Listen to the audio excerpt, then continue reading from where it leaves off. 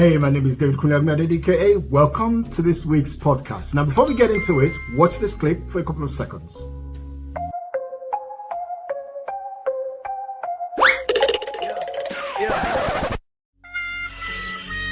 Not good. Yikes. Yeah.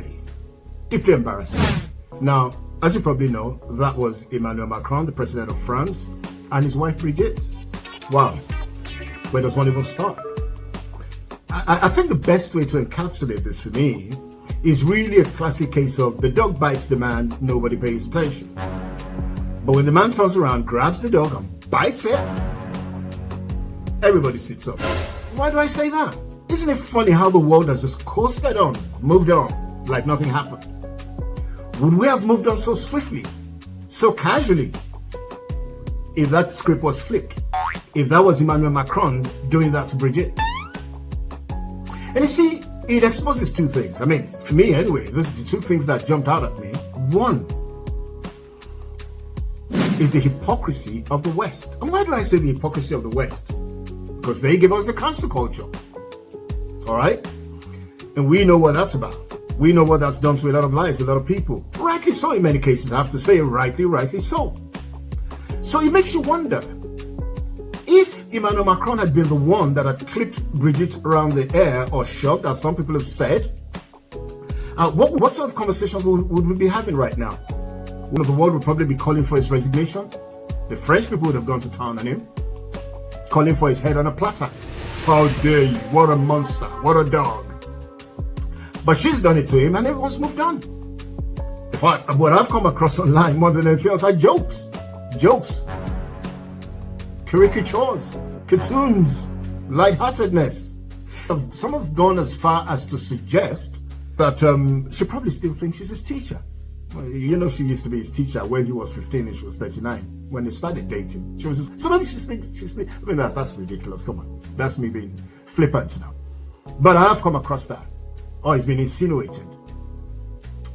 But see, like I said, what that exposes more than anything else is the hypocrisy of the West, because why aren't both sexes, male, female, treated accordingly, equally? Why has everybody just moved on like nothing happened? Like it was an everyday thing? It won't be an everyday thing if he had done it. And honestly, that level of hypocrisy is jaw-dropping. The second thing it exposes is how we tend to downplay, how society in general tends to, and this is where I want to pitch my tents with this podcast, tends to downplay physical abuse against men, especially spousal-based physical abuse. And that's why many men are suffering in silence. That's why many men are walking around with depression.